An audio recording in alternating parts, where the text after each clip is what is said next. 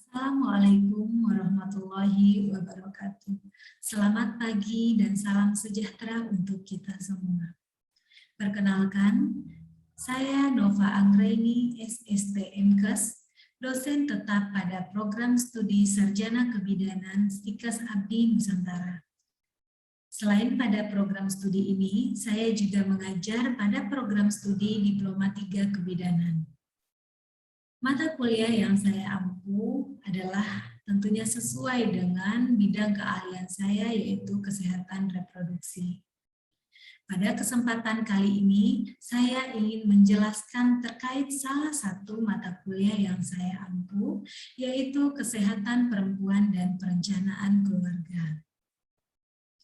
Adapun pemaparan ini adalah dalam rangka unjuk kerja bukti pelaksanaan Tridharma perguruan tinggi di bidang pengajaran. Dalam mendeskripsikan mata kuliah ini, saya menggunakan pendekatan DIA, yaitu Delivery, Interaction, and Assessment. Delivery akan menjelaskan apa yang dibawakan dalam materi perkuliahan yang saya ampu. Interaction akan menjelaskan bagaimana saya menjalin interaksi dalam proses belajar mengajar kepada peserta didik saya di dalam mata kuliah ini, serta assessment untuk menjelaskan bagaimana saya mengukur penilaian kinerja mahasiswa secara objektif di kelas. Sebelum saya masuk ke dalam DIA ini, izinkan saya menjelaskan apa itu mata kuliah kesehatan perempuan dan perencanaan keluarga ini.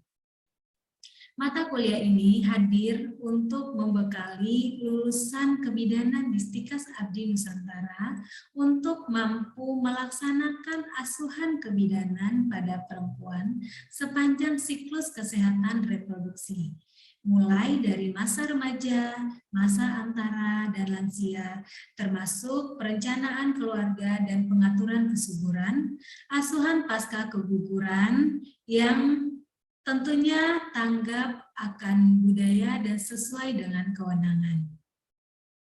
Mata kuliah ini terdiri dari bobot 4 SKS dengan 2 SKS teori dan 2 SKS praktikum.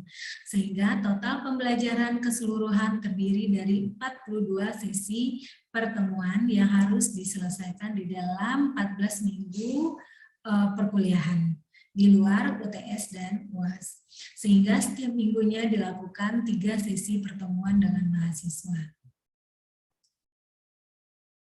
Dalam mengampu mata kuliah ini, saya tidak sendiri, saya dibantu oleh tim dosen tentunya yang bidang keilmuannya sama dengan saya.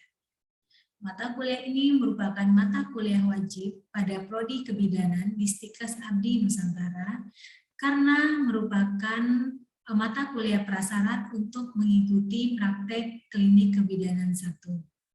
Karena itu, pada mata kuliah ini juga diajarkan praktikum tentang pemasangan berbagai metode alat kontrasepsi serta cara melakukan deteksi dini kanker pada perempuan, yaitu kanker serviks dan kanker payudara atau CA-MAME.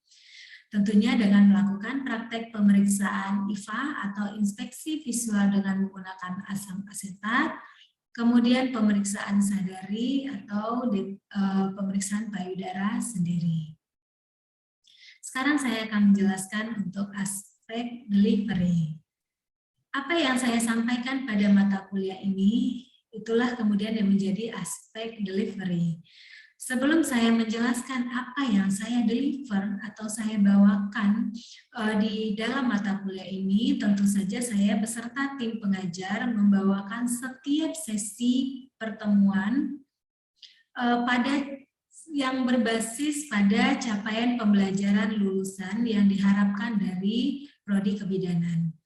Nah, dari capaian pembelajaran lulusan ini, kemudian kami turunkan menjadi capaian pembelajaran mata kuliah yang juga disebut dengan CPMK.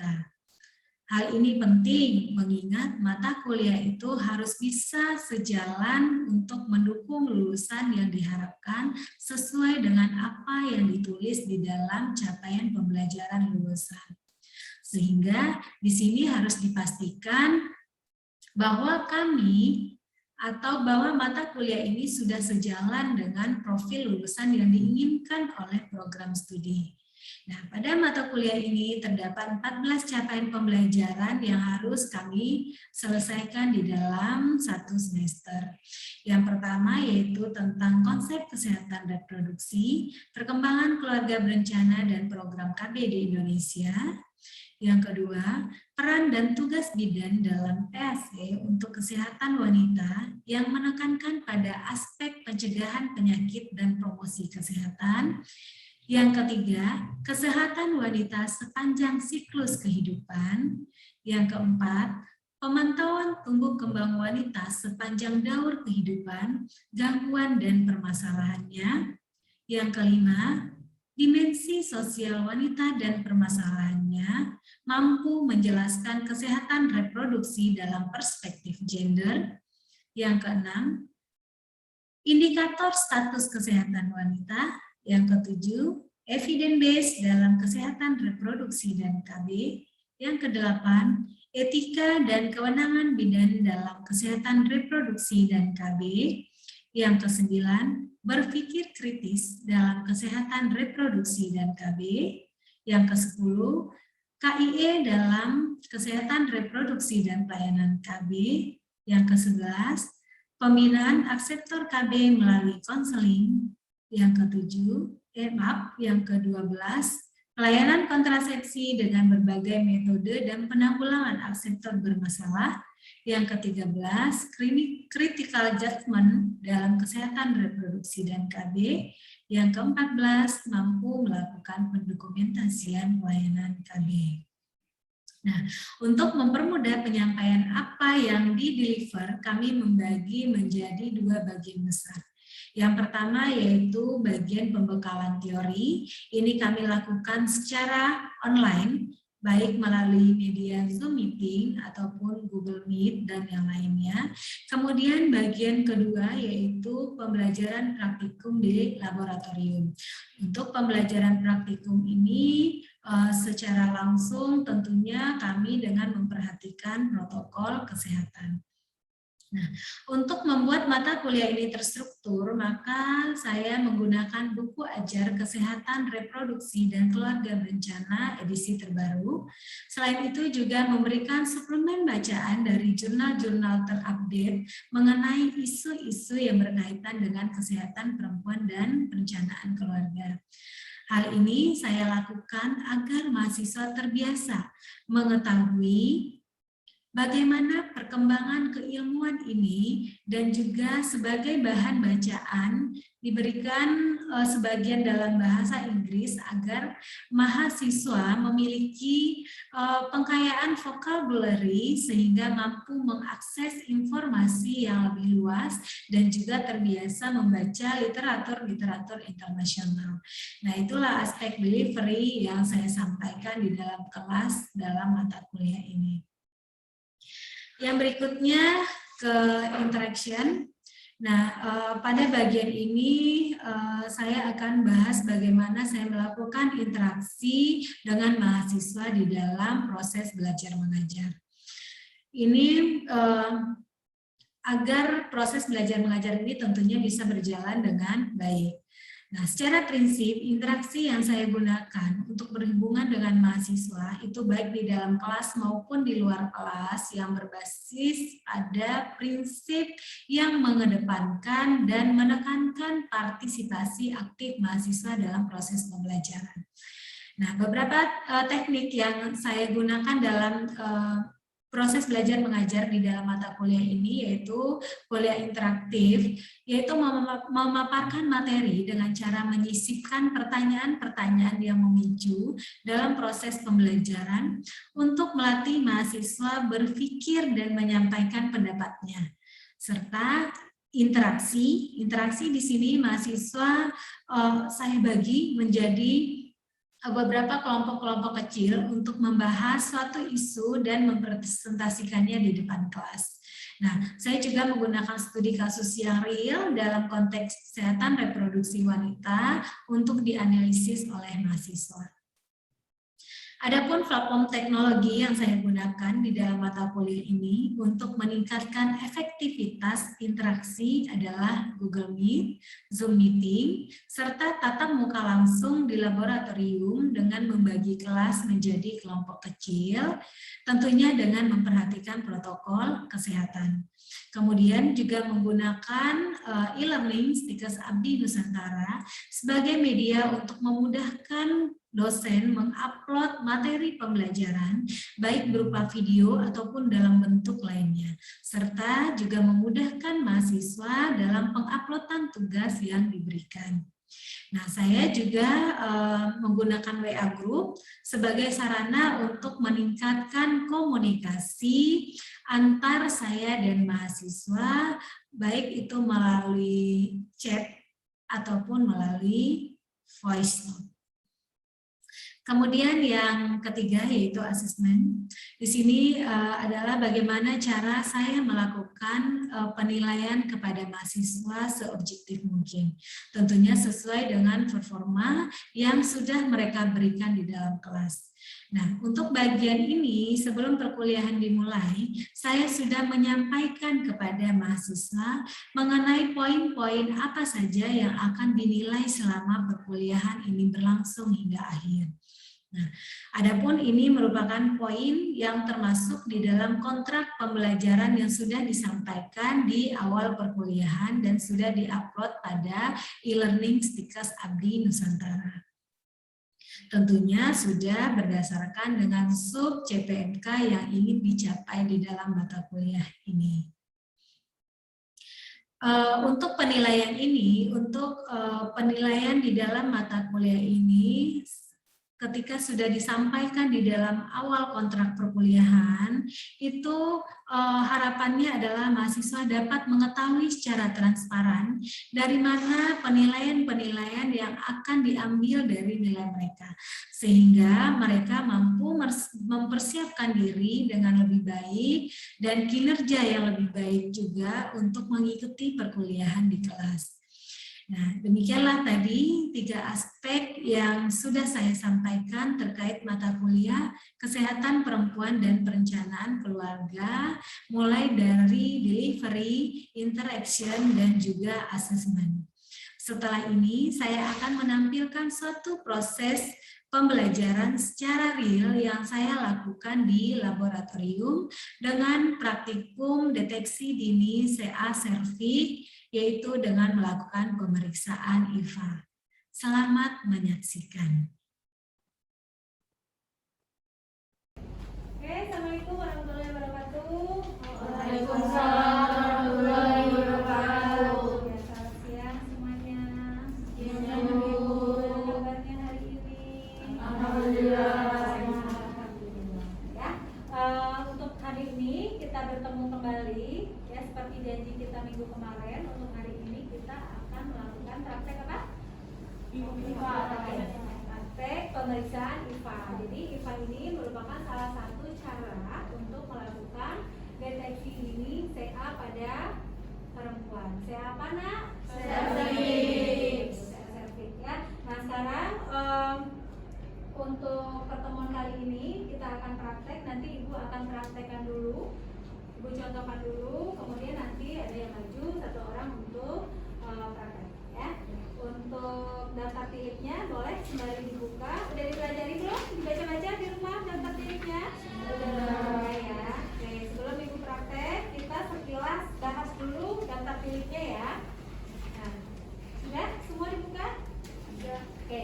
Untuk daftar tilip untuk pemeriksaan IVA ini, untuk langkah-langkah tahapannya sama dengan praktek-praktek yang lainnya.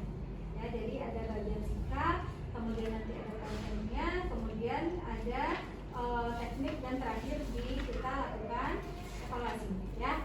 Nah, untuk sikap berarti di sini ada 5 tahapan, yaitu yang pertama menyambut pada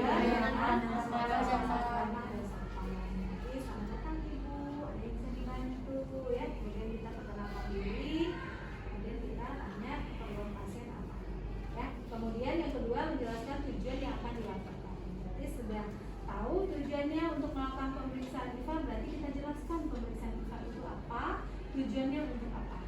Ya, kemudian kita harus merespon terhadap reaksi klien, kita harus pede dan percaya diri, kemudian kita harus memberikan rasa empati ke klien. Ya, karena kan pemeriksaan IVA itu kan pasti nggak nyaman gitu ya. Nanti vulva kita, kemaluan kita dilihat sama bidannya, pasti akan risih si klien. Jadi kita harus memberikan empati, memberikan kenyamanan, jaga privasinya klien. Ya. Kemudian yang berikutnya ke konten. Konten itu adalah langkah-langkah inti atau tahapan untuk melakukan pemeriksaan. Yang pertama di sini kita adalah jelas untuk kandung kemihnya dikosongkan dulu, berarti kita meminta klien untuk ke kamar kecil mengosongkan kandung kemihnya. Berarti ibunya harus pipis dulu, ya. Kemudian kita kasih kain yang tentunya kita sudah siapkan untuk dipakai oleh pasien. Kemudian kita persiapkan klien ke tempat tidur, kita posisikan posisinya di tempat tidur, ya. Kemudian kita jaga privasi dengan apa? Scannernya kita tutup. Kalau misalnya ruangannya kayak begini, ya, jadi kita harus untuk scanner kita selimuti pasien. Nah, ya. Selanjutnya kita cuci tangan dengan air mengalir. Tahapannya masih ingat langkah-langkah cuci tangan? Masih. Yuk, coba kita praktekin. 1, apa dulu? Dua, tutup tangan pintar. 3, jari bagus. 4, kunci itu untuk punggung jari. Oke, baik. 5, jempol. 6, kuku. Bagus. Ya, cuci tangan kemudian kita bilas. Setelah itu kita pasang handscoon. Kemudian kita lakukan palpasi di abdomen atau di perut ibu. Kita raba apakah ada pembesaran atau tidak, ada benjolan atau tidak. Sambil kita lakukan penekanan, kita tanyakan ke ibu ada terasa sakit atau tidak. Ya. Nah, selanjutnya apa yang kita lakukan? Kita lakukan apa? Kita tentunya kita melakukan pemeriksaan. Berarti kita harus lepaskan semua alat yang kita butuhkan untuk dilakukan pemeriksaan. Kemudian kita lakukan vulva hygiene ke pasiennya, ya, lakukan vulva hygiene. Kemudian kita lakukan pemasangan spekulum. Pasang spekulum biar nyaman pasiennya diapakan? Oke, kita oleskan dulu ke gel. Kita pasang spekulum. Sebelum kita pasang kita lihat dulu, inspeksi dulu untuk ini kita lihat eksternalnya. Apakah ada kemerahan, apakah ada tanda-tanda infeksi, apakah ada pengeluaran atau tidak. Kita catat semua hasil yang kita temukan. Ya.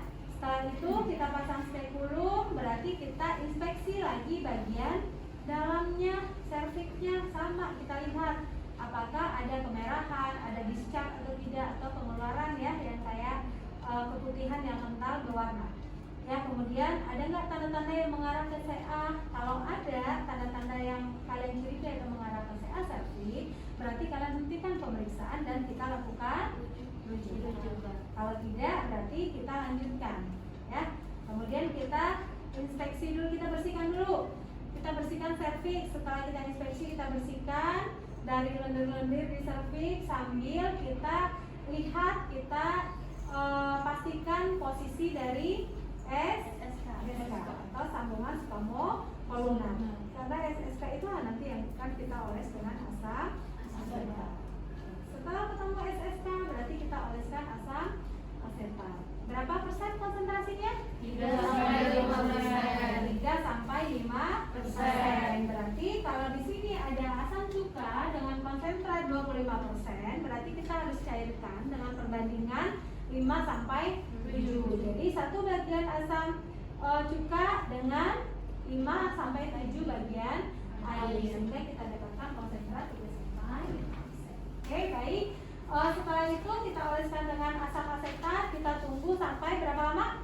1 menit. Kemudian kita amati apakah ada bercak putih atau aceto white atau tidak. Jika ada bercak putih atau aceto white, itu menandakan IVA-nya positif.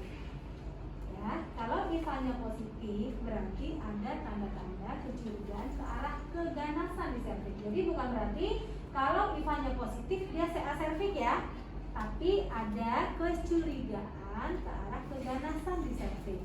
Kita apakan?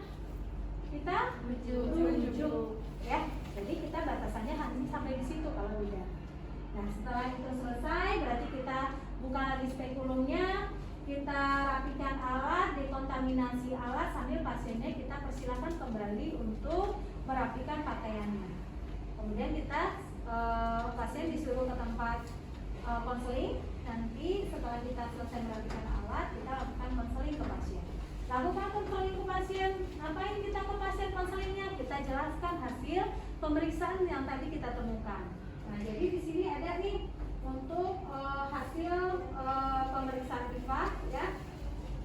Kalau negatif berarti akan terlihat bersih ya, jadi tidak ada aceto white-nya atau bercak putihnya. Jadi nanti kita jelaskan ke pasien yang mana gambar servisnya dia, gitu ya.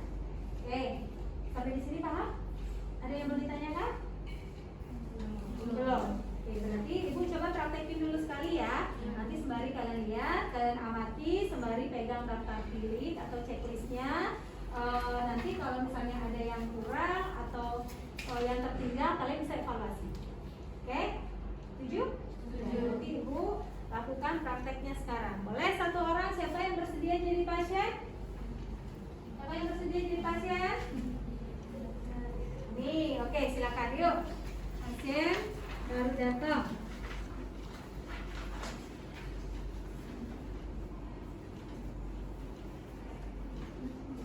Oke, silakan duduk. Ya. Selamat siang Ibu. Ya, saya dengan Nova, dengan Ibu Hani ya. Iya, ya Bu Hani. Ada yang bisa dibantu Bu? Ini Bu, saya kan ada keputihan udah berapa mau 2 minggu gitu. Terus baca-baca di internet kan katanya ada kanker serviks, itu saya jadi takut kan, makanya saya disini periksa. Oke. Ibu mau periksa hasilnya, mau langsung tahu sekarang atau mau hasilnya yang lengkap? Jadi kita harus ke lab dulu. Oh, sekarang aja deh Bu. Oh, oke. Dan nggak lama-lama. Oke, baik. Ya, jadi kalau ibu mau hasilnya yang segera, berarti kita lakukan pemeriksaan ini namanya pemeriksaan IVA, yaitu inspeksi visual dengan menggunakan asam asetat, ya. Jadi nanti hasilnya dalam 1 menit kita bisa lihat. Oh, bisa ya? Bisa. Ya. Iya, kalau IVA cepat. Tapi kalau ibu mau yang lengkap, kita harus lakukan pemeriksaan pap smear namanya.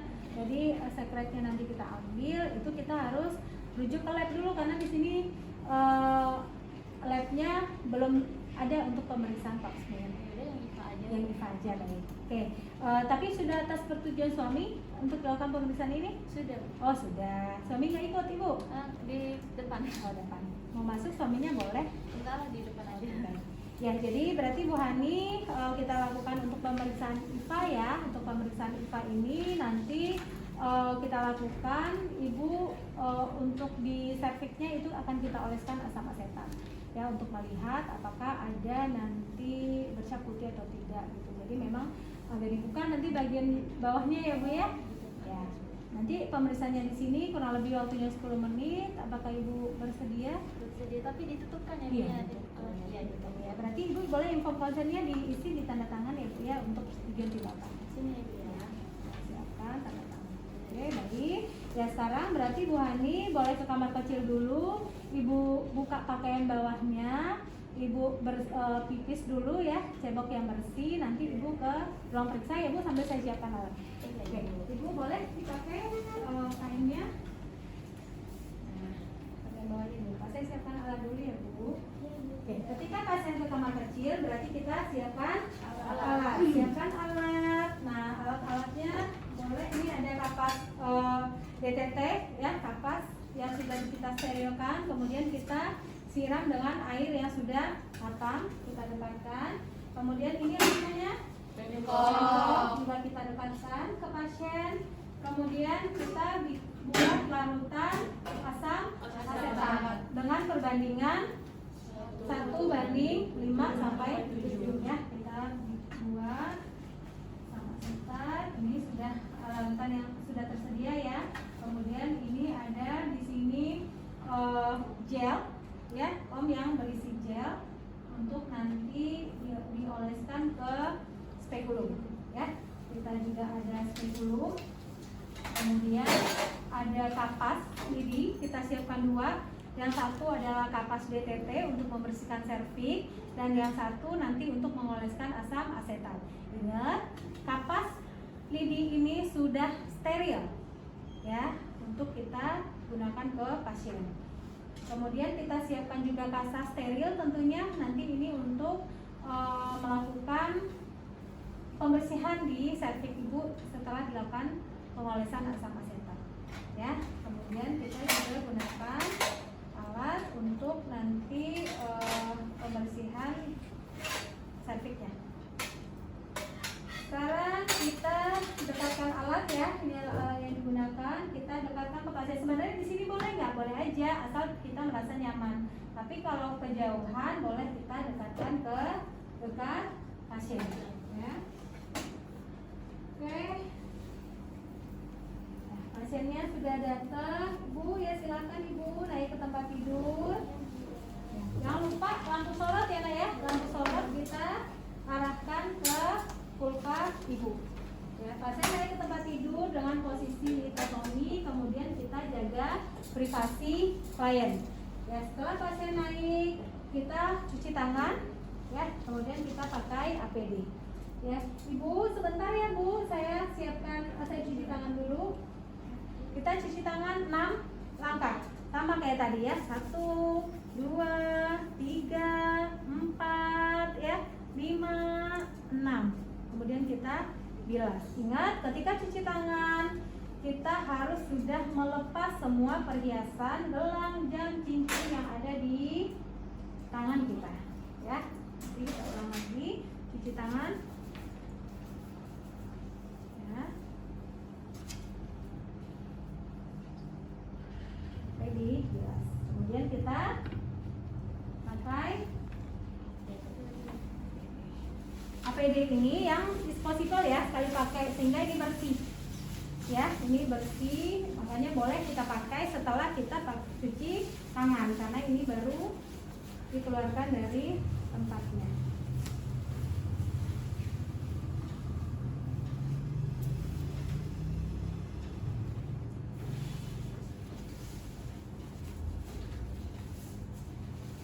Oke.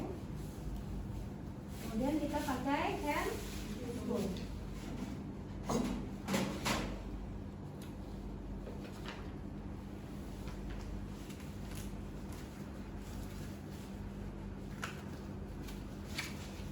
Handphone berarti harus tertutup ujung phone-nya ya.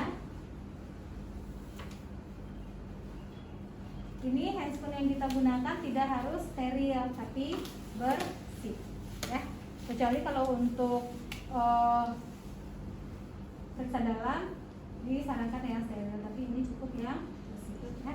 Oke, kemudian kita lakukan palpasi dulu pada abdomen ibu. Yang nggak terlihat boleh geser duduknya, boleh sambil berdiri juga di samping boleh.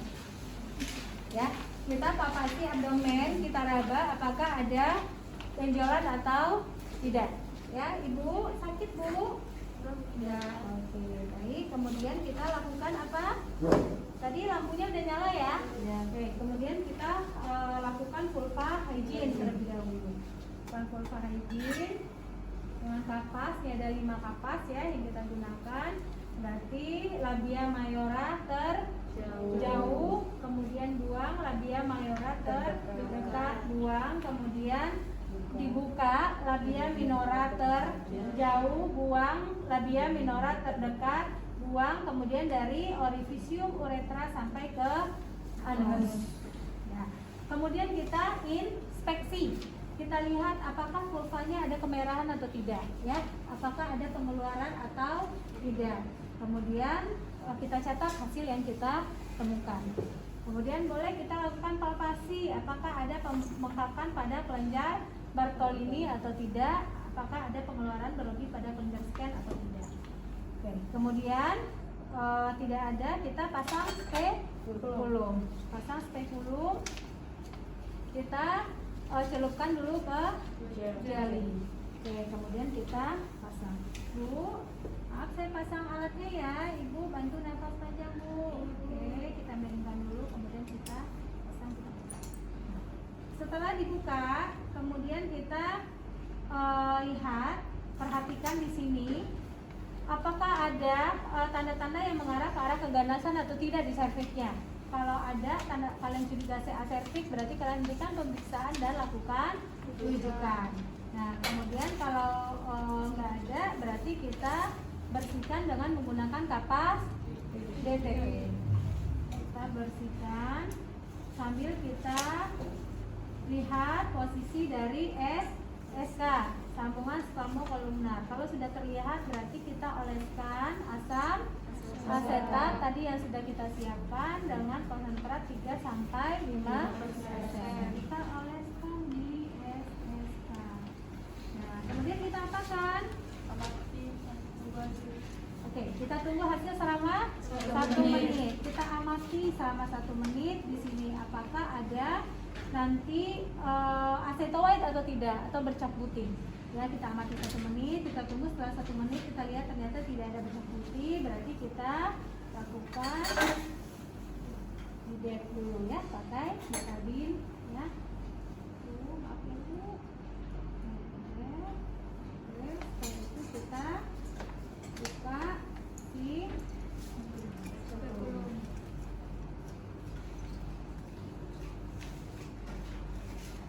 kemudian Ibu harus dikeluarin bantu nafas ya, tarik nafas ya Bu.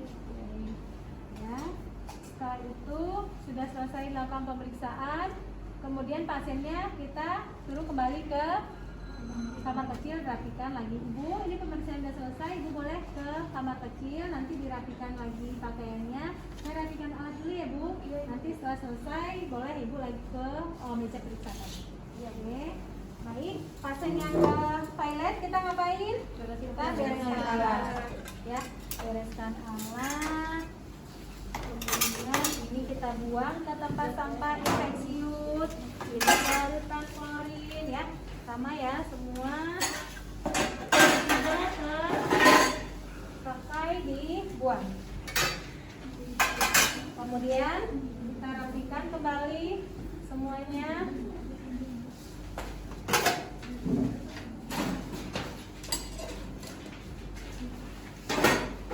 Kemudian kita celup dan kita buka dalam keadaan terbalik. Di situ kita cuci tangan lagi. Berapa langkah? Ya. Ya. Setelah itu kita ngapain?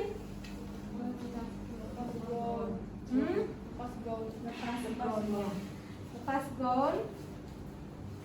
Harusnya lepas gaun itu kapan? Sebelum cuci tangan. Jadi kalau tadi kita udah cuci tangan, gaunnya belum dilepas. Ketika kita lepas gaun, ini pegangnya dari dalam ya, karena yang di luar kan tadi terkontaminasi. Ketika kita pegang gaun lagi, berarti kita harus cuci tangan kembali.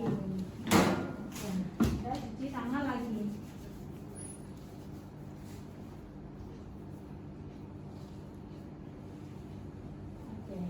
Di situ kita ke pasien ya.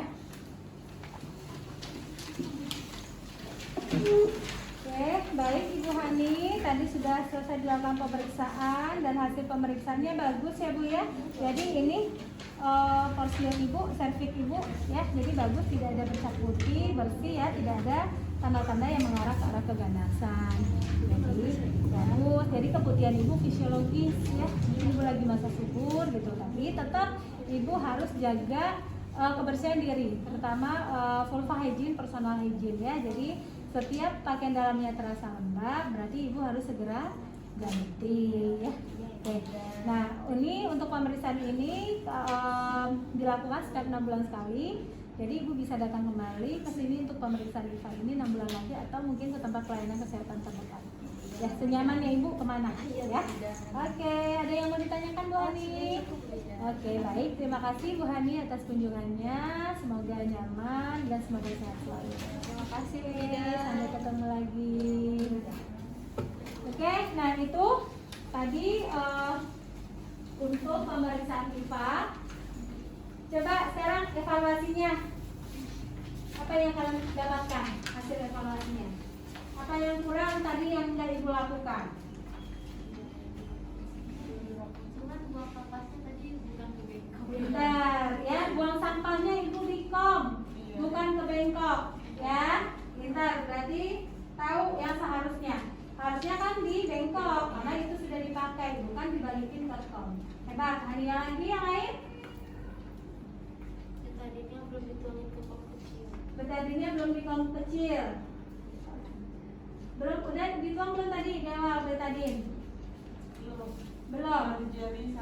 Baru jeli sama asam asetat. Pintar. Terus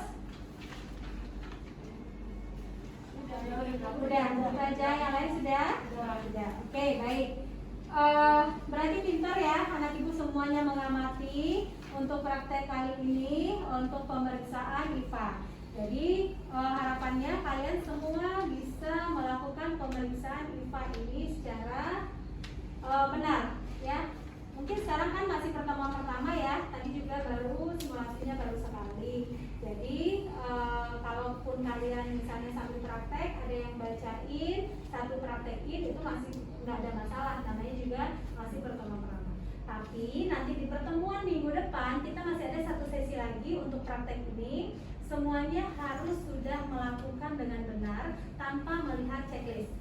Setuju? Setuju. Berarti kalian harus berlatih ya. Sekarang siapa yang mau maju dulu? Satu persatu. Siapa mau maju? Siapa dulu yang mau maju? Boleh, tadi Bu bilang ambil satu orang bacain, satu orang praktekin. Ya, siapa? Oke, boleh, silakan. Kalau kami tanyakan, Ibu apakah ada nyeri atau tidak? Lokasi di untuk menentukan apakah ini silakan atau tidak. Kemudian setelah itu lupa hygiene. Siapkan 5, jika 3 juga boleh. Diambil, kemudian kelas di bagian atas. Kemudian 2, kemudian bagian mayora kanan, bagian mayora kiri, Dibalik ya. dibalik ya kalau satu. Kemudian buka dua-duanya, ini tuh dibuka bagian mayora kanan, dibalik bagian mayora kiri, kemudian pusat dari klitoris sampai kanan. Setelah itu langsung masukkan spekulum yang sudah diberikan gel. Kemudian komunikasikan dengan ibu. Ibu ini lagi saya masukkan dia, itu boleh tarik nafas. Buka, kemudian masukkan secara miring, masukkan setengah lalu putar, masukkan lalu buka. Sambil diperhatikan vagina internal ibu, apakah ada kemerahan atau tanda-tanda infeksi lainnya. Bersihkan plastik dari cairan, darah dan pepet dengan menggunakan kapas lidi bersih. Bersihkan dengan kapas lidi yang sudah dimasukkan ke air di tetes. Pusatkan ke bagian seluruhnya. Kemudian langsung buang ke bengkok.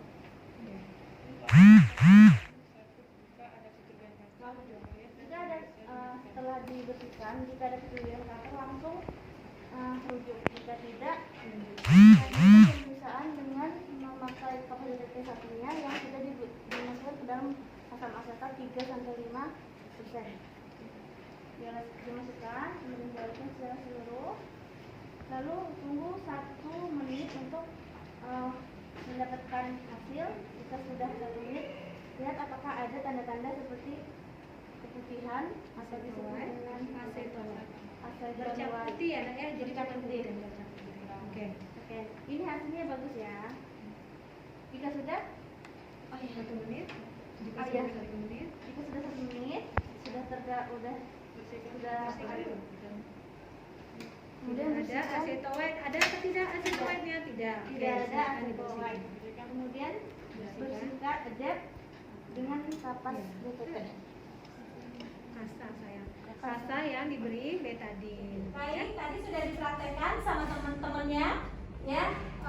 Sudah dengan bagus sekali timnya ya, saling membantu, mengingatkan. Nah, menurut kalian tadi evaluasinya gimana? Apa yang kurang? Udah bagus? Bagus ya, karena ada yang bacain satu, ya kan? Bidangnya praktekin, kan nggak mungkin ada yang tertinggal karena semua udah dibacain. Tapi nggak apa-apa, karena ini masih pertemuan pertama. Jadi di minggu depan, ingat pesan ibu, semua harus bisa melakukan secara benar tanpa melihat checklist daftar ini. Oke, untuk hari ini pertemuannya ibu rasa cukup sampai di sini.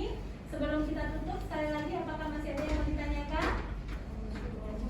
Cukup ya, oke baik. Berarti kita tutup untuk pertemuan kita hari ini dengan membaca hamdalah. Alhamdulillahirobbilalamin. Sampai ketemu lagi minggu depan. Tetap jaga kesehatan ya, tetap jaga jarak, jangan lupa sering cuci tangan ya, minum vitamin ya biar nggak sakit. Oke, ibu mohon maaf atas segala kekurangan hari ini. Wabillahi taufiq wal hidayah. Assalamualaikum warahmatullahi wabarakatuh. Waalaikumsalam.